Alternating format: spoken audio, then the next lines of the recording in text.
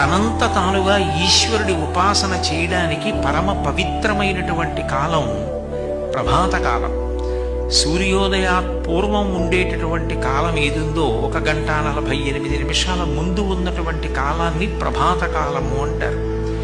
అది బ్రహ్మీకాలము, బ్రాహ్మీ ముహూర్తము అంటారు. అది ఈశ్వరారాధనకు అత్యంత యోగ్యమైనటువంటి కాలం.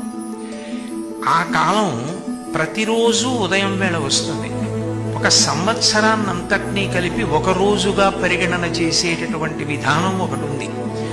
అలా ఒక సంవత్సరాన్నంతటినీ ఒక రోజుగా పరిశీలనం చేస్తే సంవత్సరానికి తెల్లవారుజాము కాలం ఏది అంటే ఆశ్వయుజమాస శుక్లపక్ష పాడ్యమిలగాయితూ ప్రారంభమయ్యేటటువంటి కాలం.